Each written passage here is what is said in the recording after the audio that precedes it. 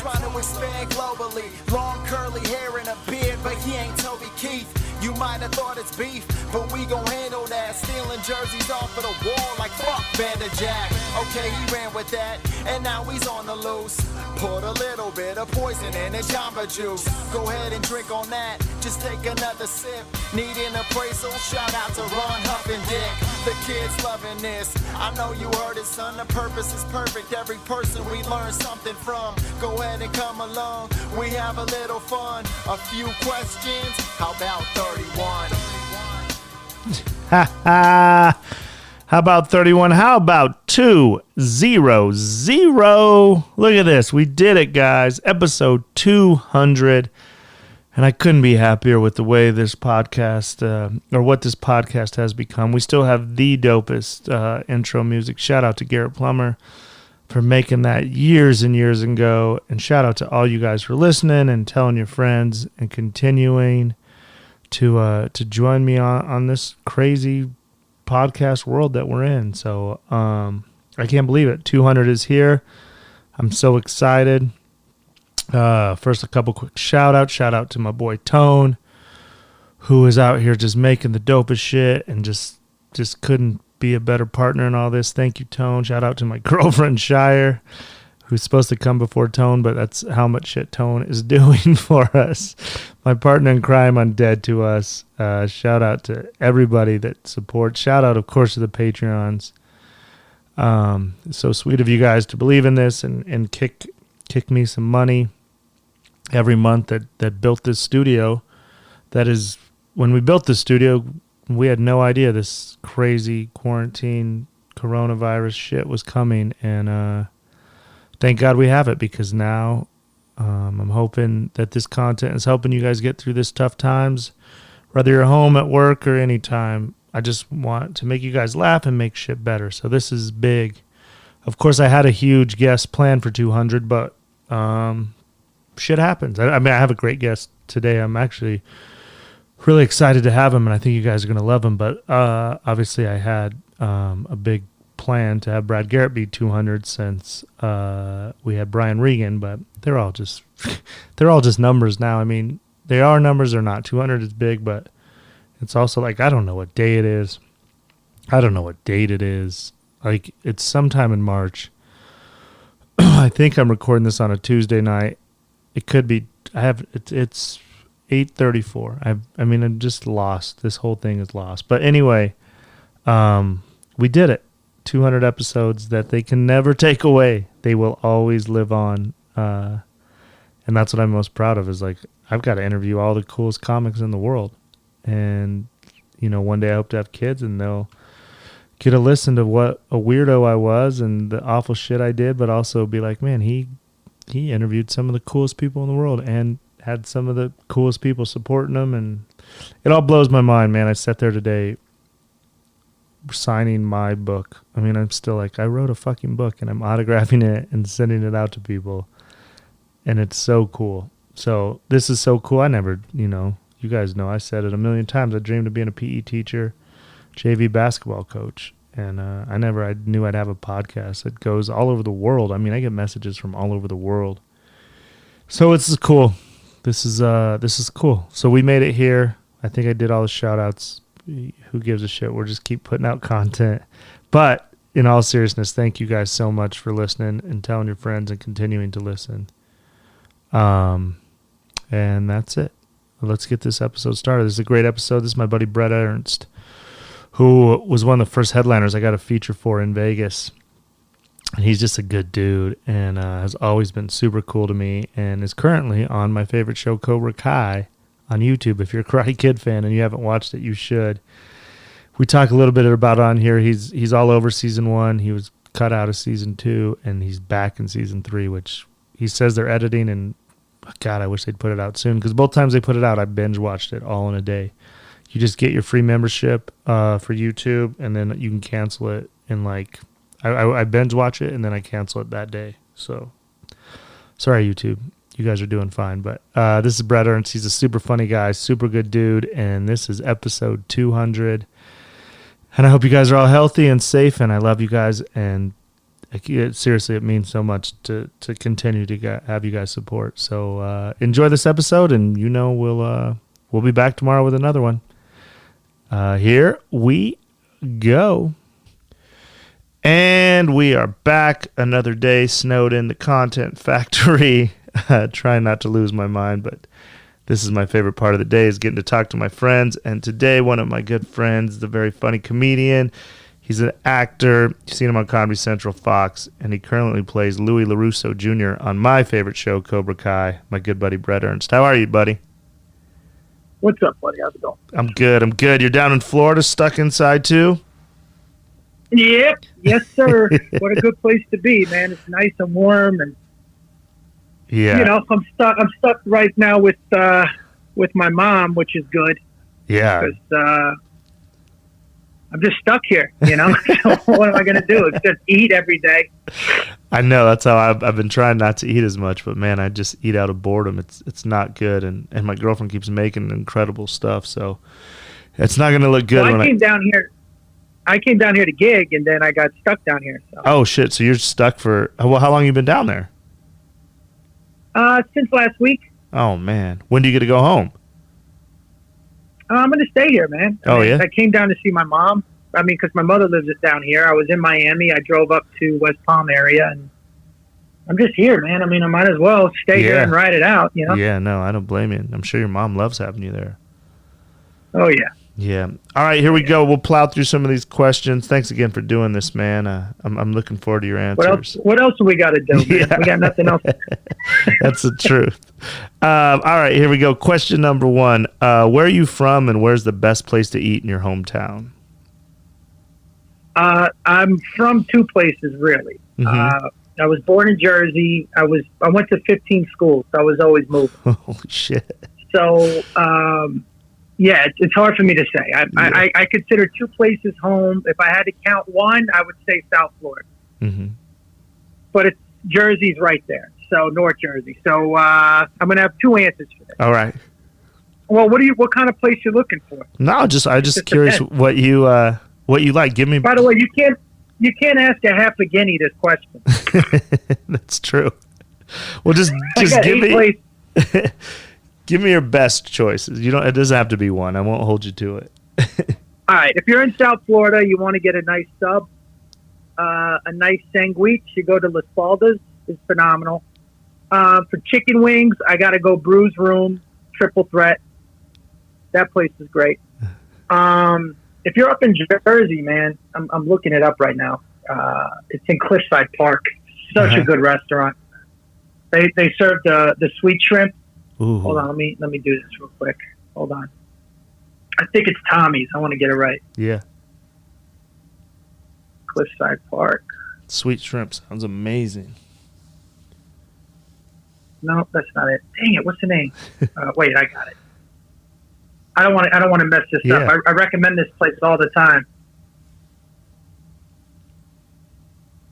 Hold on. All right, I know. I'm holding up. I'm holding you up here. No, you're good. Now, if you're going for pizza, you're gonna have to go into Brooklyn. Uh-huh. So that's got the best pizza is at Spumoni Gardens, in my opinion. Yeah. What about L&B's. What about in Ohio now? Have you found anything you really like? Oh yeah, Swenson's is phenomenal. The hamburger place. They have the best ice cream. Ooh. Hold on, give me a second. I gotta yell at my mother. Hold on, give me a second. Yeah, you're good. Hey Ma! Hey Ma! Hey Ma! Hey, what's the name of that place in Cliffside Park? The Italian restaurant. Daddy go there. Been there forever.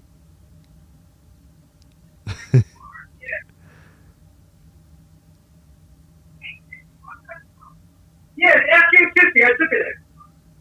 Patsy's. Thank you. Patsy. Yeah, Patsy. Yeah, Patsy's is a shit, bro. In Cliffside Park. It's fucking phenomenal. That's the spot. Yeah, that's the spot, dude. I love it. That's the spot. All right. So what they do is they have this you have the fried shrimp, but they either do it sweet or spicy. But here's the thing. You could get it over pasta. Ooh, yeah, that sounds. So it's really unbelievable, man. Unfucking believable. Yeah, that sounds good. So wait. And then Tuscany's in Agora Hills, because I also lived in Cali. Everything's a scratch kitchen. That's Rogan's favorite place too. Really, Tuscany? I'll have to try it. Yeah, it's called Tuscany. It's in Agora Hills.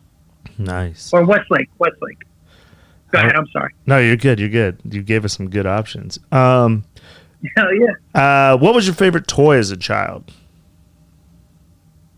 I had two. I had the $6 Million Man when I was really little, and then when I was like like 5th grade to middle school, Castle Grayskull. I loved He-Man. Yeah, those are good. I wish you still had them. They'd probably be worth a lot of money now. Well, my mom threw everything out. So. Well, yeah, moving 15 times, I can't imagine. Yeah. How about this? What did you do on your 21st birthday? What I did was I went out with my friends, and we got hammered, of course. But then I got left, believe it or not. I was in Tallahassee. I turned 21. Actually, the night that I turned 21 was the night we didn't go out. We went out the next night. So technically, the night I did, I actually danced, believe it or not, with this girl that I ended up dating for almost 8 years. But I didn't know it then. So she danced with me when I was 21. She was my stepsister's friend. And then later on, we ended up living together and all that other stuff. Holy shit. So, yeah. And then the next night I got hammered. Literally, my friends left me on the side of the road on the I-10 because everything was going to close and I was getting sick and I passed out. So they put me, I'm dead serious. This is how fucking stupid guys are. I'm on a goddamn freeway, a highway. And they pushed me all the way up, like, by the fence. You had to see it. It was on the I-10 in Tallahassee. And they left a bottle of water and a bag of potato chips, like, just in case I woke up. Then they went out and they left me there for like an hour and came back and got me. Oh, they came back? I say, you look like a dead body, I'm sure, just sitting there. I know. I was still sleeping. And the funny thing is, I didn't even know they did it. You just get a little highway nap. That's funny. I'm glad you survived that shit. That sounds awful. What kind of friends you got? That's crazy. Oh, come on, man. You got the same type of friends. No, I know, actually. We just didn't have a highway. They just left me out in the country, actually. It's pretty much what they did, because I was like maybe, I'd say, 100 yards from the freeway. Oh, yeah, so you're safe out there. You're just in the middle of nowhere. But it was off the 10, so like they threw me like by a fence. It was like in the middle of nowhere. That's funny. But I love that they put a bottle of water in a bag of potato chips. Yeah, that you were good for. You could have stayed there for like a week. You're fine. Like a Bear Grylls or whatever the hell his name is. How about this? Who's the first person you ever got an autograph from?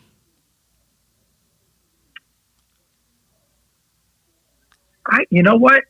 I got to think. I've never really gotten many. I've only gotten like 4 in my life as a kid. I think it's John Madden. Oh, wow.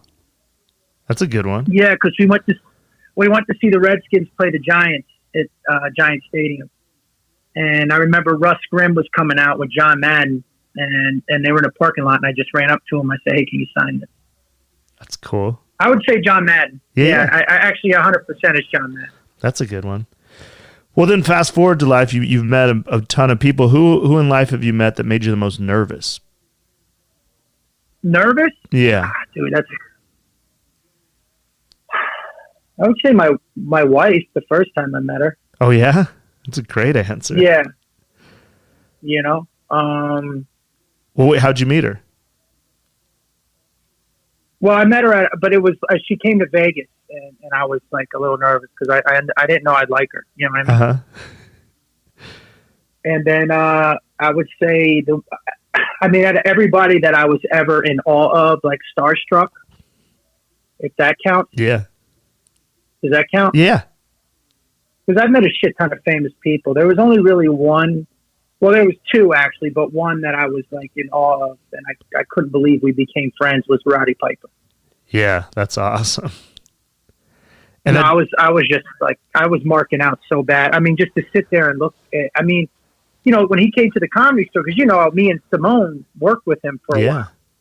Yeah. You know, and we became good friends. Steve was friends with him before I was, but Steve's the one that introduced me to him.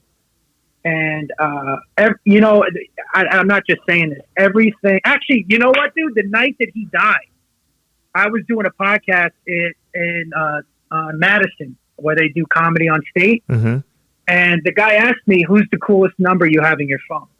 Uh-huh. And I said it was Piper. And then that morning, then we found out that he died like that night. Oh. But that was that night, man. I swear on everything. Yeah. And Piper to me was just, I couldn't believe I was standing next to him. Even like we would go out to eat, and you know me, man. I could talk. Mm-hmm. I was quiet for for fucking 2 hours. That's cool. But he's everything. He's everything you think he'd be and more, man. I mean, that's what the one thing he loved about comedy is one of the things I love about it. And that is like the camaraderie with the friends. Like there's like this, we're like our own little counterculture. You know what I mean? Or subculture, whatever it is. Yeah. I always say it's the closest to sports, what I miss the most. That's what I said, being in the locker room and hanging with the guys, you know, and watching them get undressed and touching myself inappropriately, but that's just me. No, it's that bond that you have. Like, I remember, you know, being in the parking lot one time, and there was all types of comics there, open micers, headliners, major names, without naming names, and everybody was sitting there talking, and it didn't matter that one pulled away in a Ferrari and the other had to fucking pull away in a 97 four-cylinder Ford Escort that could only make right. That would have been me. But I just remember thinking that, God, man, this is what we all have in common, you know? Yeah. No, that's why I tell young kids, I go, comedy's a lifestyle, man. It's a fucking lifestyle. I agree, man. You know? And that's the hardest part right now is not being around everybody. It's because even on the off nights, I would go to the clubs and just be around my friends, and this just being stuck at home has been fucking torture for all of us. Yeah. But yeah, that's awesome, man. That's Rowdy. I just saw him perform once, and he was super funny too. And everyone that came across him said he was just such a sweet and nice guy. So that's awesome, man. Dude, he would call me out of the blue sometimes. It was so surreal to have him as a friend, and I had him for a friend for a while. I think I met him in 2009 or 10. 2009 until he died. But he would always just call, check in. That's so cool. You know, call on Christmas. That's awesome. Meanwhile, me and my little brother are staring at each other going, what the fuck, dude? Yeah, I bet. Yeah, like a childhood hero just calling saying, hey, how's Christmas? That's awesome. Well, it was crazy because he was the only villain. Like, you just loved to watch him be a villain. You know, he was so good at it. Yeah. I mean, you know, we always rooted for Hogan. You had to. We were American, you know? Yep. You know, you root for God. You know, you know, you can't. But there was something about Piper. He was like The Rock almost, where like, you know, and Stone Cold, where he was just this awesome fucking guy that you just was so entertaining. Yeah, he was awesome. Yeah. I'm with you. We had to root for Hogan, but that's funny. But then as I got older, then I like started to like the villains, and then I was like, oh, Rowdy, he's awesome. Well, speaking of the store, like, I mean, you were original store before it became the fucking coolest place in the world. And so, like, what's your favorite store story out of all the years you were there? Jesus, man. Or, I mean, that's tough. But. I would say one. I mean, this is one of many. I mean, do you mean including me or not including me? Because there's been fights. Both. There's been all kinds of crazy shit. No, both. I just the listeners always love, especially now that everyone. A lot of people don't understand that the store was always like a magical place, but it was a different. At least like when I lived there, to me, man, it was different. Listen, Brent, I got passed in '99. Right, that's when I got passed there. Nobody was coming. Yeah. And the store was like, to me, it was Rogan, it was Dice, it was Eddie Griffin, it was Joe Diaz. I came in with Sebastian, Tripoli, Maz, Ahmed, Aaron Cater. Who else was with us? But Steve Byrne. The point was nobody was there, man. Uh-huh. And we wore that Caparulo. We wore it like a badge of honor, you know. But it's bittersweet right now because I love that the store's jumping, but there's a lot of people that are performing there that used to shit on that place in the dark ages, you know. Yeah. And to us, and Rogan talks about it too. It was a special place to grow, man. You know, even to this day, I tell Adam, man, give me OR spots. I mean, don't get me wrong. I like the main room. I used to love the main room check, you know, especially when you needed it. But that OR is a magical room, man. But here's one of my favorite stories. Okay, I'll throw this one in here. It's pretty PG, PG-13, maybe. So in 2003, I did New Faces. So I came back. Me and Caparulo came back, and Cap had gotten a television deal. I got one later, but he had already got his, right? This is back when, you know, they were giving deals at Montreal, but it wasn't like in the lobby like it was in 99, 2000. It was, you started to come back, take meetings, you know. Uh-huh. So with his deal money, being John, he bought a life-size Homer Simpson. He bought like fucking 82 PlayStation games. And he bought a slingshot that could shoot like 150 yards. Okay? So now you have to picture this. Now, mind you, we're all grown men. I mean, we're in our 30s, early 30s. So I think, no, I'm sorry, it's 03. I'm like 29. It doesn't matter. Whatever. Yeah. We're all men. So the slingshot comes in. So it's me, Steve Renazizi, Freddie Lockhart, Brody Stevens. Fuck, man. There's like 8 of us. I think Eric Marino was with us. I think Simone might have been with us. So we decided to go up to the roof and launch water balloons because the slingshot shoots water balloons. Uh-huh. So this is back like when the Ed Hardy douchebags and like all the fucking Jersey Shore club dicks, which I was a part of, by the way, but that's irrelevant. So from the Comedy Store, you had the Standard to the right, and you had the what's it called? House of Blues. I'm sorry. What's the House of Blues? The House of Blues was all right. It was the What was the one? The Standard is the hotel to the left. I want to say, God, not China Club. It was outside. Anyways, it was a major club to the right, and all these people were in line trying to get in.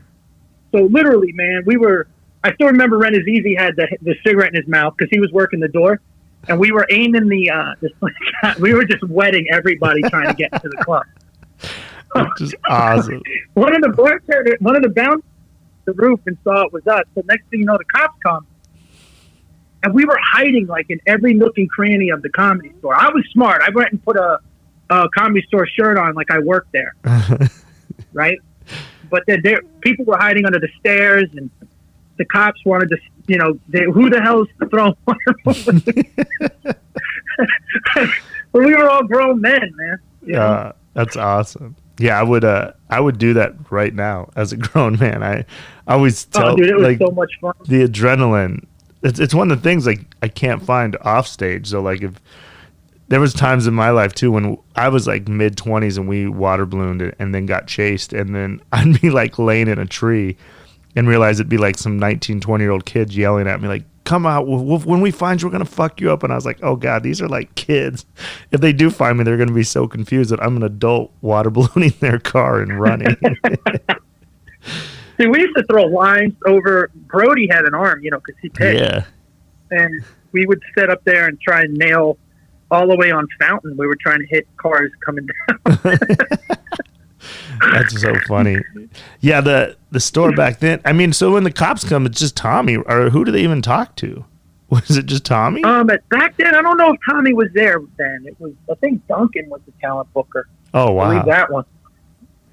Yeah, Tommy was working the phones, I think, in 03. Damn. So you've seen it, everything in the world come through the store. Dude, it's my favorite place on the planet. I miss it so much, man. I mean, I'm just going to go back and just spend time there. I just miss it. Yeah. But like I said, it's bittersweet, you know. I remember everybody used to make fun of the Comedy Store. but it was Comedy Store Comics. Like, do you remember the Dublin era or no? No, that was after. But I mean, I've heard all that it was the craziest. They said that was like Britney Spears and Justin Timberlake and the height of Dane mania.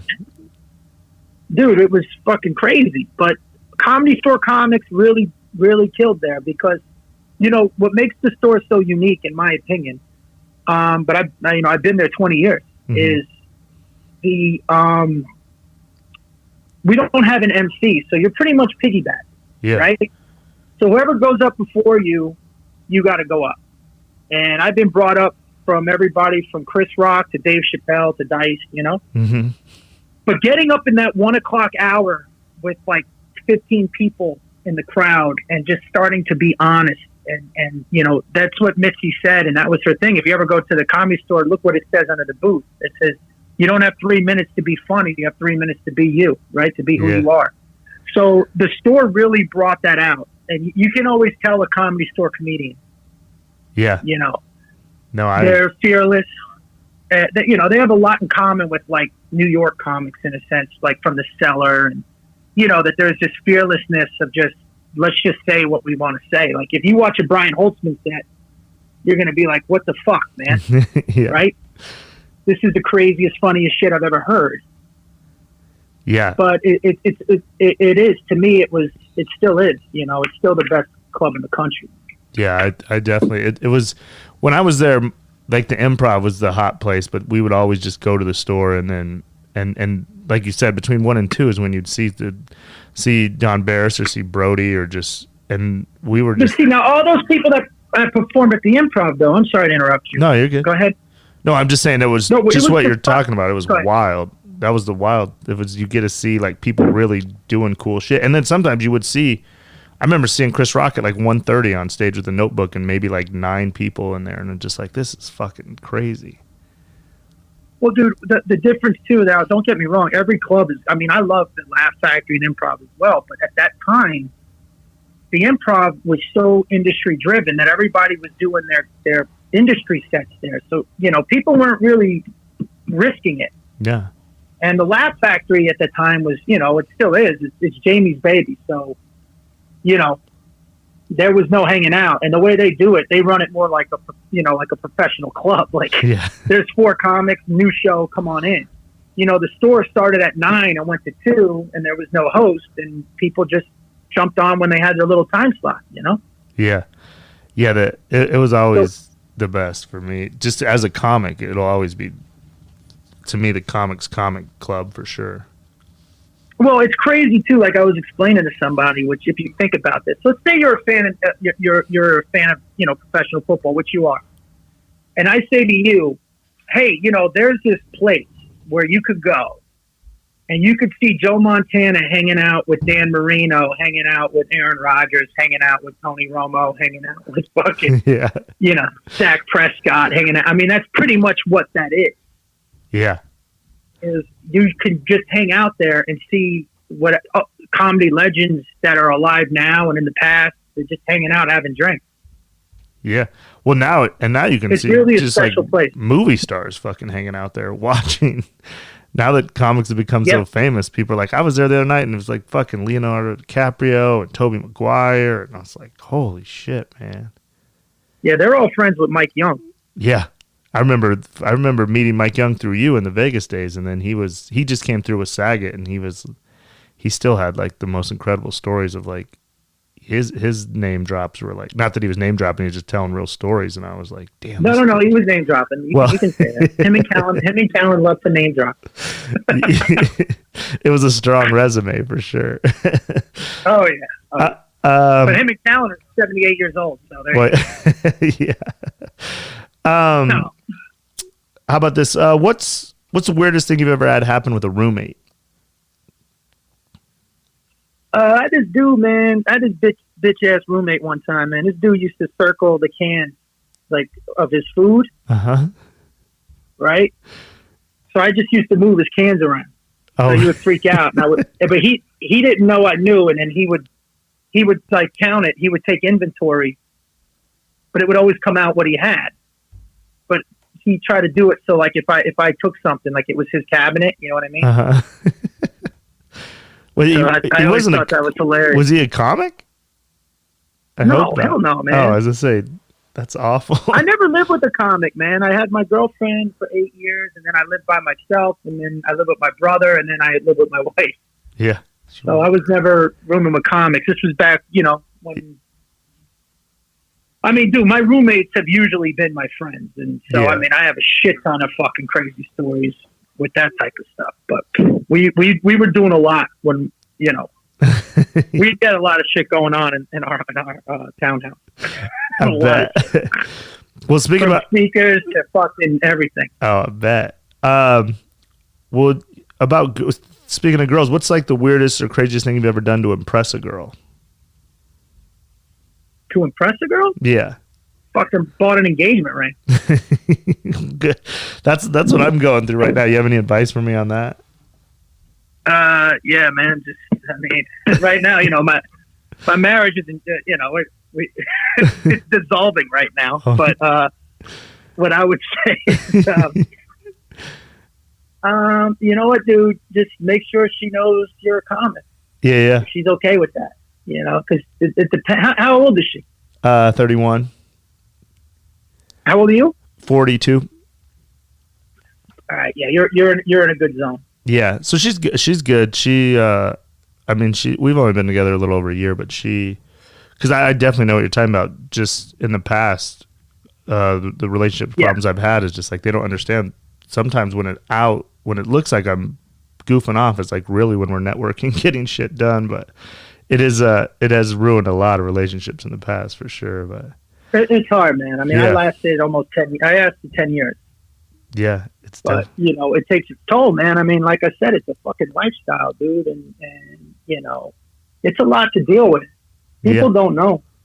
No, I agree. So you mean advice? I mean, as far as getting married or just for the engagement? Just even the ring. I just started looking at rings. I'm like, holy fuck, this is not good. Dude, you're going to talk about this on your fucking podcast? What are you doing? Yeah. You're going to ruin the surprise. Well, no, I'm not. She's with you. No, we went and looked for the first time like a month ago. So I'm trying to figure out how to do it. But you're right. We'll talk about something more exciting. Dude, I mean, do you have a guy? I got a guy. I got two guys. All right. Yeah. I'll have to hit you up. Well, we're still a ways out too. That's the thing. I'm like, hey, especially now, I'm like, you have to. You see my check, so if you can figure out what kind of ring. Well, here's the deal too, man. Because when I was getting engaged the first time, me and my ex-wife or whatever were looking, and I remember thinking, okay, she said she wanted this, this, and this. So took a mental note because that's what they want you to do, right? Mm-hmm. So I like this cut, this. I don't like the pillow. I like it this type of cut. I mean, dude, there's so much shit you're going to learn. Yeah. So now the wheels are in motion, right? The wheels are in motion. I've been going back and forth to New York. I went to go see our family friends, and they're like, all right, gave me a nice diamond. Clarity is what's really important, So the diamond's being custom made. Everything's being made. And then they're like, let's look at rings again. Well, I don't know. Maybe I do. So the point is, once you get that ball rolling, keep them the fuck out of the fucking diamond. Yeah. Okay? Because now they're going to change their mind again and think they're going to change their mind, and it's too late to go back. Yeah. That's good advice. So if you just let them be in on the process and let them do it with you.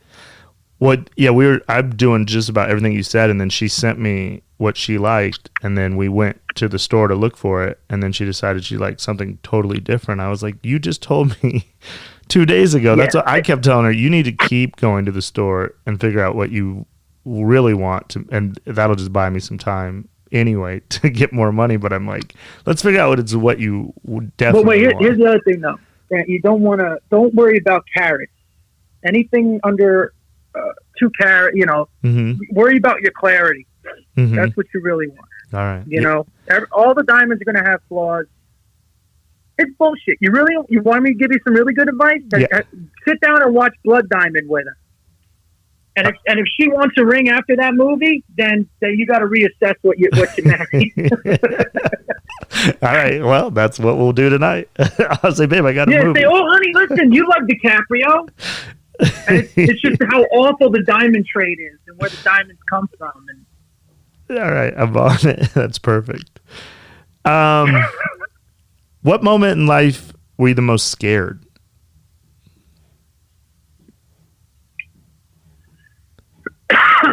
wow. I don't know, man. Uh-huh. I don't know. Right. I would say when I was little. Just moving and shit all the time?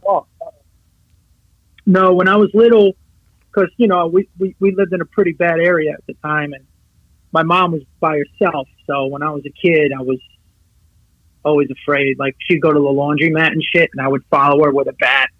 Mm-hmm. But, like, I was always scared, I'd say when I was a kid, like 8. By the time I got to, like, 15, 16, I was praying somebody would break in the fucking house. But when I was little, I was always scared, like somebody was going to break in or something, you know? Yeah. I would set up, like, Home Alone traps before Home Alone. I'm dead serious. Like, I would put, like we would, me and my little brother, we would all plan if somebody would have come in, what we would do.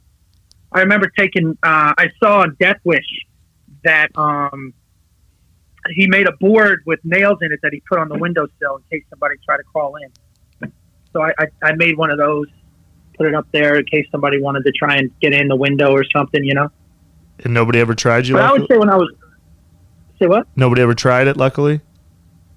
No. Well, one time we got robbed one time. Nobody was home. Oh. But, yeah, no, it was when I would say when I was like a little kid, I'd say from like 6 to like 9 or 10, I was always fucking scared at night and shit. Mm-hmm. But I remember my grandfather had a gun that he was like, you know, if anything ever happens, use this. He took it off a dead Nazi, so you couldn't, like, back from World War II or something, so you couldn't trace it. He's like, if anything ever happens to your mom, you use this gun. I'm like, I'm fucking 6, man. Yeah. And then throw it in the river as fast as you can. It's a Nazi gun. Yeah. But no, that would, I would say that, man. I mean, yeah, I'm sure, man. But other than that, dude, I mean, I got to tell you, not that it matters. I think moving around so much, like going to different schools and shit, you know, I never really got nervous. Mm-hmm. I take that back too. When I used to go out, I can say this now because I was talking about this with my friends the other day.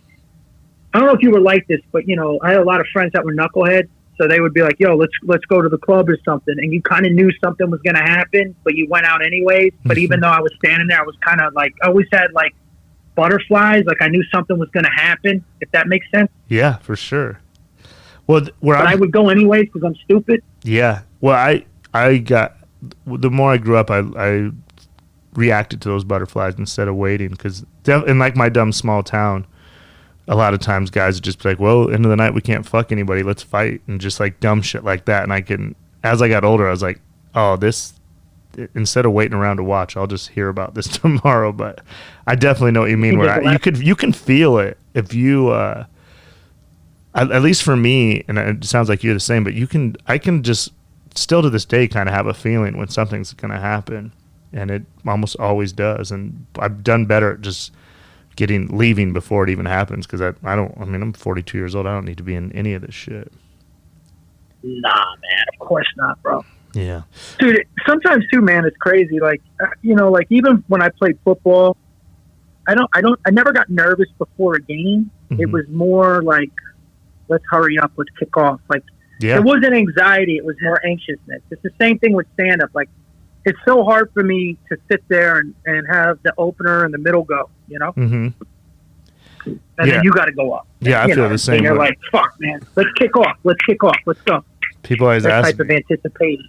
Yeah, people always ask me, you nervous? I'm like, no, I just can't wait. You said it perfectly. It's more anxious. Like, let's just go. Even like, that's going to be the hardest part of this thing is like, usually even today I'd be like, oh, it's Friday night. Okay, I'm 5 hours away from going to what I can't wait. Let's do it. But, well, speaking of your football days, or I don't know, what's the worst? Dude, we're fucked, by the way. Like, all my gigs are canceled up until like June.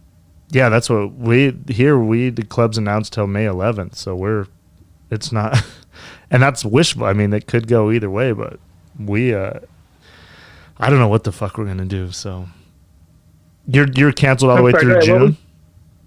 Yeah, my next date's in June now. Well, you brought up the football, and I was just gonna say, what's the worst physical pain you've ever felt in life? I mean, dude, I've broken a lot of bones. Broken ribs suck because it's so hard.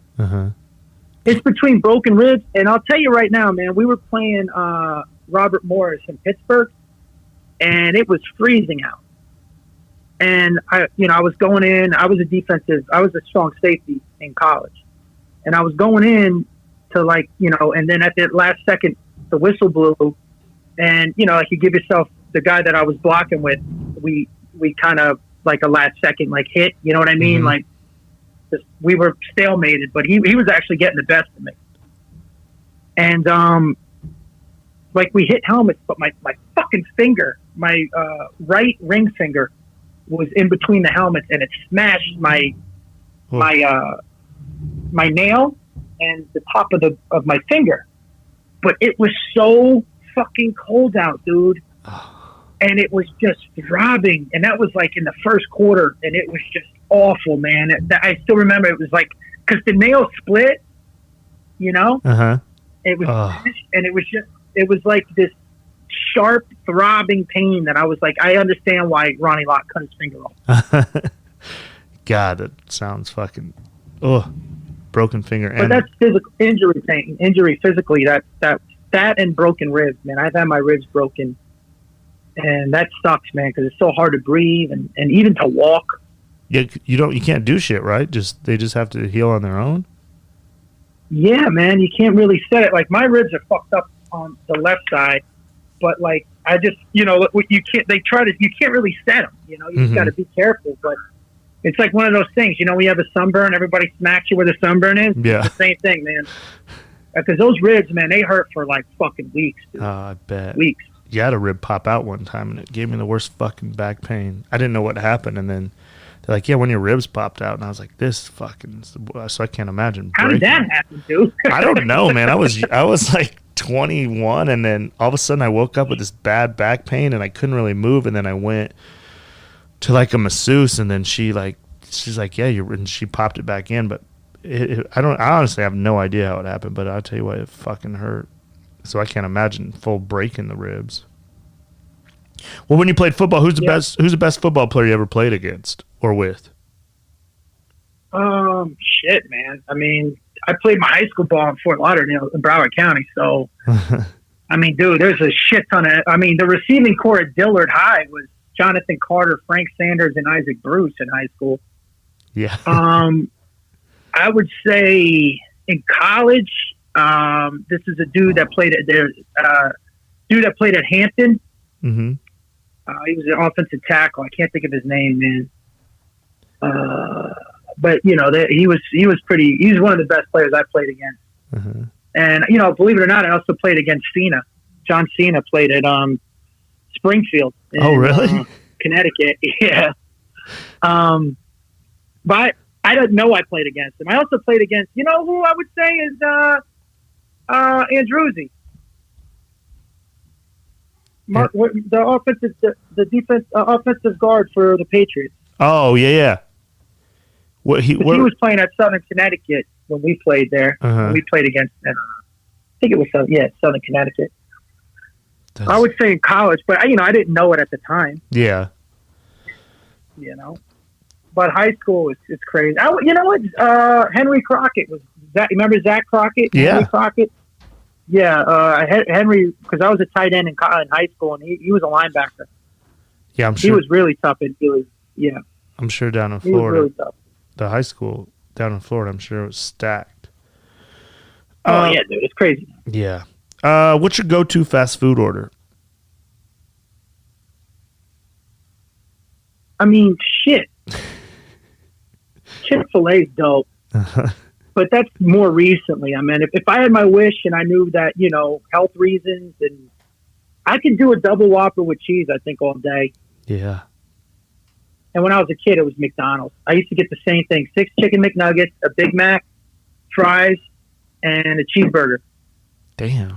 And I would get an orange soda, and I would stick the fry in the straw and sip the orange soda through the fry. And I loved the sweet and sour sauce, and I would use that on my fries too. Yeah, I'm with you. I was McDonald's all the way growing up, and now I still like Burger King, Wendy's, Chick-fil-A is great. What's the best concert and sporting event you've ever been to? Oh, that's easy. Sporting event. It was Sunday night, October 28th, I think it was, 1985. The Dallas Cowboys played the New York Giants. It was Sunday Night Football. I ended up being on Inside the NFL when I was a kid. I was painted on my Cowboy shit at Giant Stadium. Dallas ended up winning. I remember Ed Jones, too tall Ed Jones, tipped the ball. Harvey Martin scooped it up and ran it in the end zone. It's fucking great. That's awesome. Yeah. I love it. No one's ever answered with the date and everything. Well, I'm pretty sure it was October. I got to check. Yeah. Well, I mean, but still, that was the fastest answer. I love it. What about concert? You been to any great concerts? I'm not a big outdoor concert guy, man, to be honest with you. Mm-hmm. The last one I went to, me and my wife saw that guy. Can't think of his name. Black dude. I don't know who. He sings. I can't think of his name. I know it's like Bruno Mars. Miguel. Is it Miguel? I don't know. Well, yeah, it's funny. A lot of the comics I've been interviewing, they're all like, I don't really do concerts. And I realized, yeah, we work at nights whenever concerts. I remember, I guess I went to concerts a lot before I was a comedian, but now people are always like, you want to go to concerts? Like, I got shows to do, man, or I'm in Ohio or in Minnesota or something. I'm just not a fan of I'm just not a fan, man. Yeah. Of live music. Yeah. What about I know it's crazy. Nah. What city do you hope you never have to go to again? You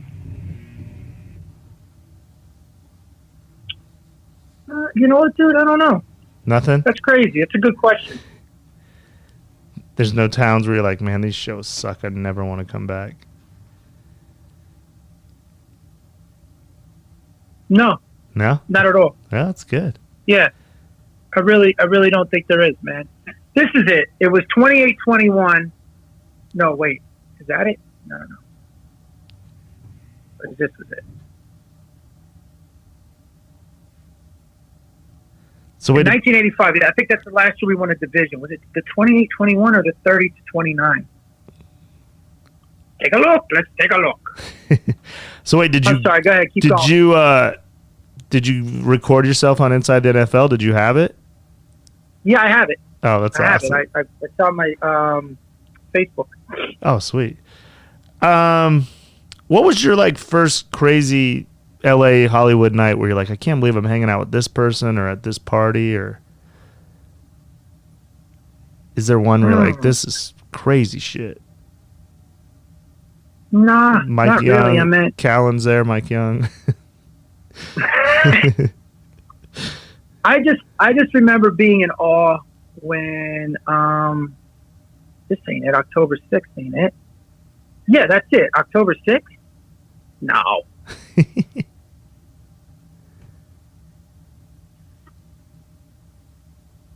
I would say yeah, I don't really have one, man. I gotta be honest with you, where I was like, wow, I can't believe it. I mean, just being at the Comedy Store a lot, that was more for me. Mm-hmm. You know? What about that was more for when me. you met Vince Vaughn? Was he seems like he'd be the coolest fucking dude. Yeah, he is, man. He's a great dude, man. We had a lot of fun, man. I mean, doing the whole fucking the tour, because it was you and Steve and Cap and no, it was me, Sebastian, Caparulo, and me, Sebastian, and I met him at. Oh yeah, Med. Yeah, that looked like it was a fun ass trip. Well, fun ass tour. Great, yeah. It was a fucking good ass time. Let me ask you a couple more. We'll get you out of here. That's fine, dude. I got something to do. Hold on, 1985. So I was right. Yeah, it had to have been 85. 85? That must have been the last season they won. Yeah, that's the last division title. So it was 1985. Now I'm going nuts here. Yeah, we tied with them, and because we beat them twice. But it was at Giant Stadium, man. It was fucking unbelievable. What made you a Cowboys fan if you growing up in New York or New Jersey? Well, like I said, we moved around a lot. So this is actually, I've told this story before. So, you know, when I grew up, I was a kid in the 70s and almost all the 80s, right? But I remember, you know, back in the late 70s, they only showed really 5 teams on TV. It was the Cowboys, the Steelers, the Raiders, the Rams got a lot of burn, you know. You see the Broncos. Actually, it was so my real father was always like, "Come on, let's go Cowboys." He was always rooting for the Cowboys, right? So shit happens. My parents go their separate ways, and you know, I figured, well, the Cowboys are my dad's team.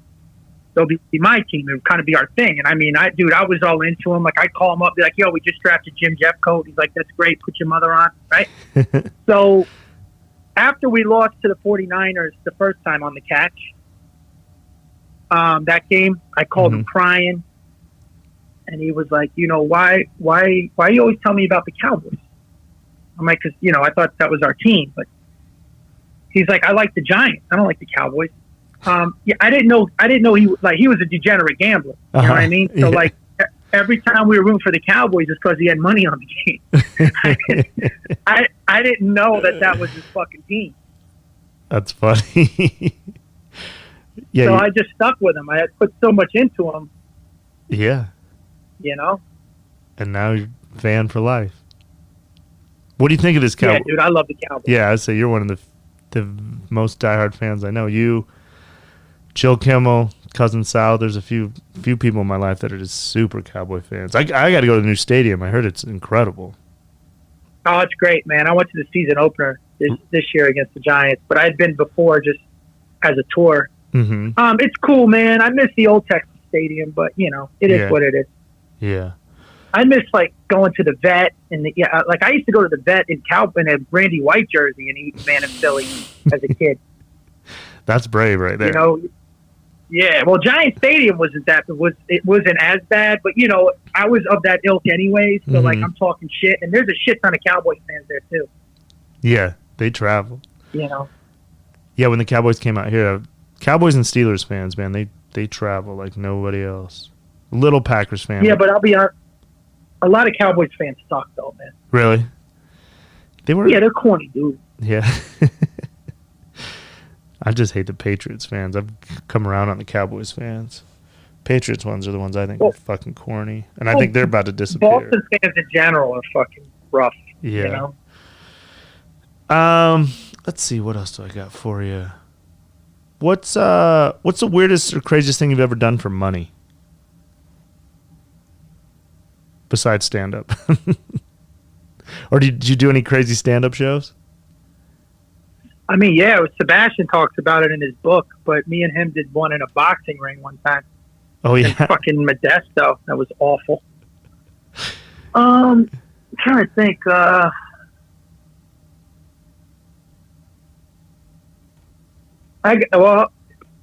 got one. There was, no, I didn't do that for money. That was for a goof. I meant nothing really crazy. I meant that legally. Well, yeah, here's a question that you'll have an answer to. That actually, what am I doing? I can tell you about this. I talk about it in my special. Me and my little brother, this is funny. I could talk about we were kids. We did everything. Like, we would always scam it. But we dressed up like Boy Scouts and collected money for like a month. Oh, yeah. And then you got busted, right? Or didn't your mom make you take it all back? Yeah. Well, no, my mom, no, she didn't make it. Are you kidding me? She kept the money. What are you fucking nuts? She had my godfather talk to us. He was like fucking so proud of us. Oh, yeah. That's awesome. Well, have you ever been arrested? I mean, Oh, yeah. I know the answer, but which one's your favorite one? Actually, man, none of them really. I mean, Yeah. I mean, I could say because I got picked up as a juvenile and I got picked up as an adult a few times. So there's no favorite, man. Well, yeah, not favorite, but it's rare. I don't know. Most of the comics have never been arrested. It's either a bunch or never. There's no real middle It's ground. always something stupid, either a fight or you're just around. Yeah. I mean, a lot of only most of the disorderly conduct ones, I would say. Uh-huh. If I had to pick one. Have you ever had an audience member get mad and try to fight you? Yeah. But did it get all the way there, or somebody stopped it? No, it when I first started, I actually I got into it with a guy, and he came to the back bar. He was drunk, and he was put his hand out, I said, dude, I'm not your fucking friend. And then he just looked at me, and then he ended up outside, and then the owner of the club fired me. Oh, he fired you? I was like, yeah. Oh, yeah. shit. Yeah. I was hosting, and then sent me home. Yeah, that sucks. I mean, there's been a couple with other comics. I remember one night Steve Byrne was on stage, and the audience started. Steve's a crazy dude, man. Mm-hmm. So he's not a bitch. So he jumped in the crowd. There was 10 people in there. He ended up fighting 4 out of the 10 guys, and then I had to run in and help him there.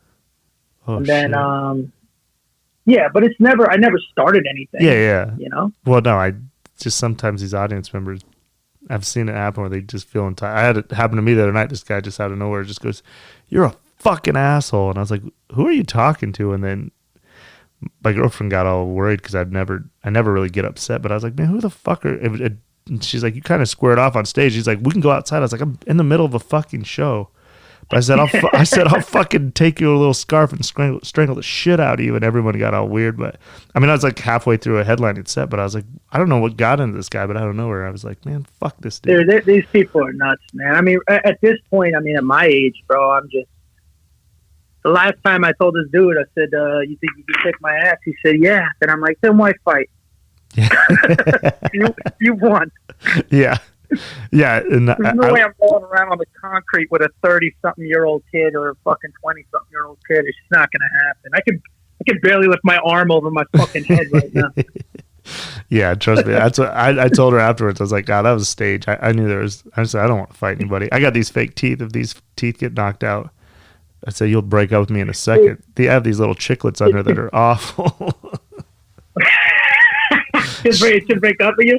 I wouldn't blame her because I have these veneers on my front, but so they're just so below them are just little shaved down teeth. So if these teeth, the few times, one time I broke one in LA and I got on the very first flight to Vegas in the morning and went to the to the dentist as soon as I can because it is just so they just look like little crackhead teeth.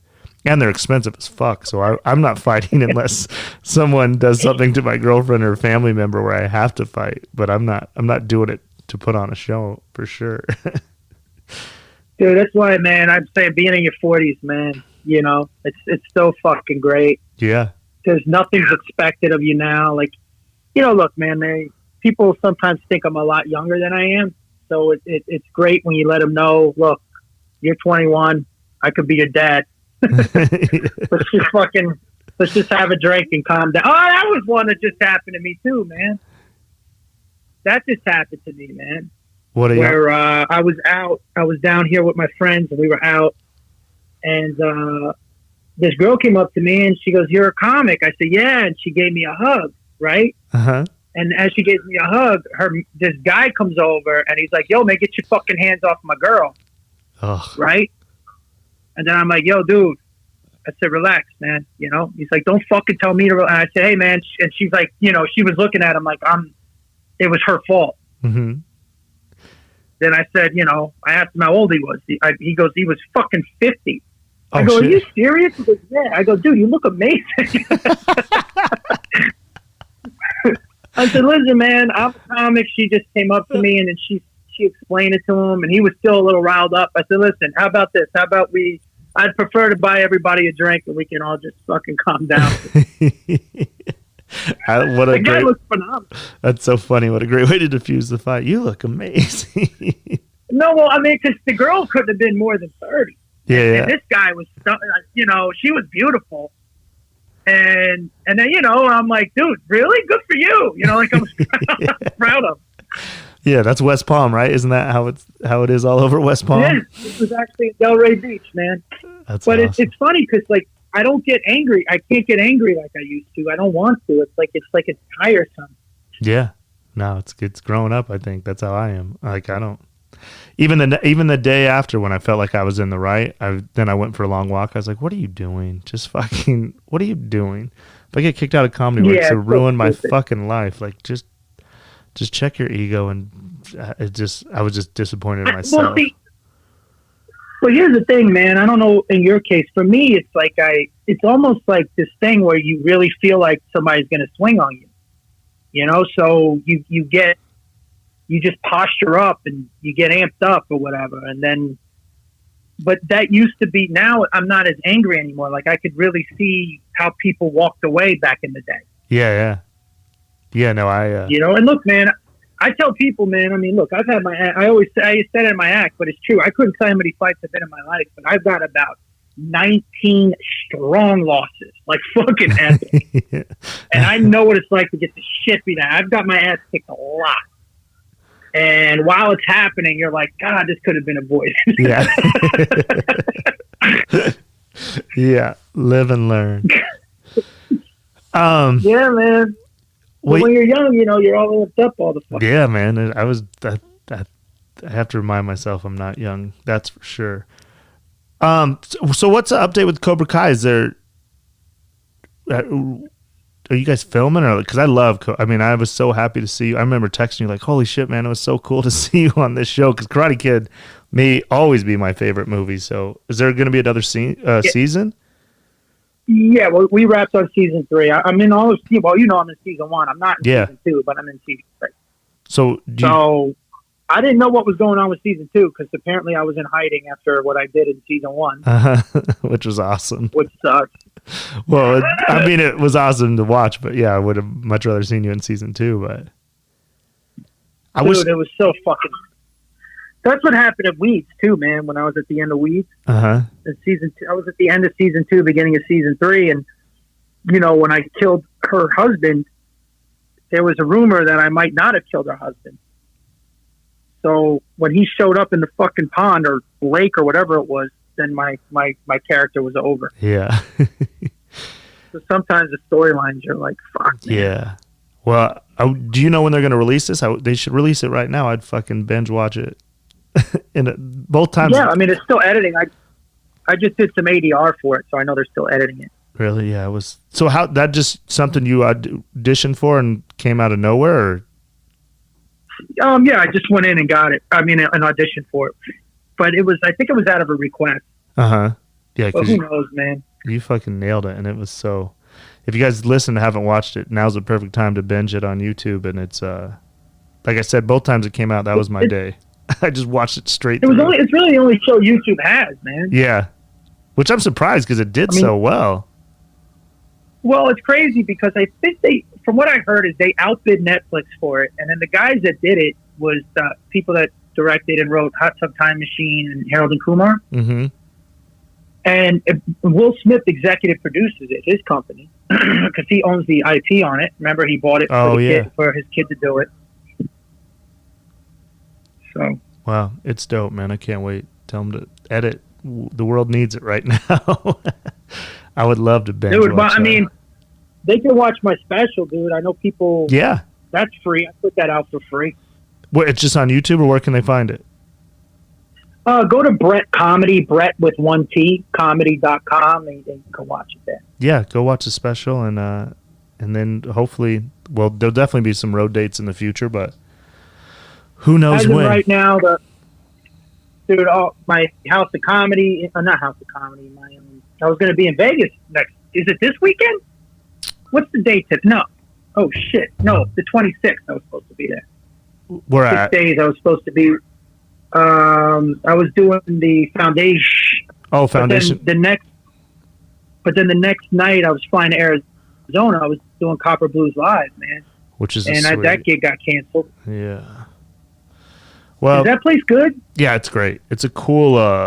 It's huge, but they do a cool thing that I really like is that so the bar's cut in half, and one side on one end there's a stage for comedy, the other side there's a stage for music. So there's a partition that comes down in the middle, and the second that the comic wraps up on stage, the partition opens like a garage door into a live band playing on the other side. So it's just kind of cool for hanging out. It was great. Man, apparently it's a pretty big venue. And I decided to do it. It's huge. And I was with Robbie, the owner, down here in Miami. Mm-hmm. And but you know what, man, we gotta err on the side of caution, you know. Yeah, it ain't going anywhere, but you'll like it. Beautiful green room, great food. It's just a cool. They're doing it right down there with Copper Blues and Stand Up Live and Tempe Improv, so it'll be good. Yeah, I'm trying to see right now.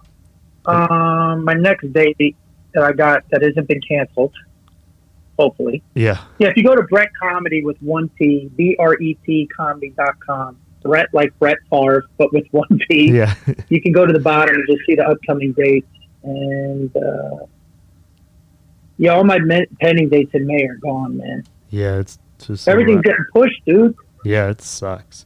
But the special's there, so go watch the special. Follow him on all social media, and you'll know when he's coming to your town because he crushes it live. You're one of my favorites, so I'm looking. Hopefully, you'll come through Denver, man. You get off my dick, man. No, dude. I'm kidding. No, we still talk about doing shows with you in the fucking. Shit, all my Vegas friends still your roller skating bits like still people's favorite shit they've ever seen. So you always crush it. June 25th. That's when Tampa. I'm in Side Splitters. Dude, have you done Side Splitters? No. How is it? Dude, it's fucking great room, man. Really? Yeah, I've never done it. Yeah, it's awesome, man. Yeah. You know, it used to be a little suspect, but this young kid bought the club, and he's really just really done like a 160 or whatever it means with it. Yeah. Well, I remember hearing about the old the 180. But yeah, 180. I remember hearing about the old owner it was like Bobby Jewell or something. Isn't that his name? Is that same club? Yeah, I heard horror stories about him. Yeah, same club. So I never But it's changed. The kid Ryan has just taken everything and really made it good. Oh, that's great. Well, yeah, so go see Bret there. Let me ask you one more question before we get out of here. Thanks again for doing this, man. I appreciate it. Dude, I'm stuck in the fucking house, man. Yeah. I can't go anywhere. Well, I appreciate it. And go watch Bret's special. Look for him on Cobra Kai. And the last question, if you could script your last words before you die, what would they be? I'm all right.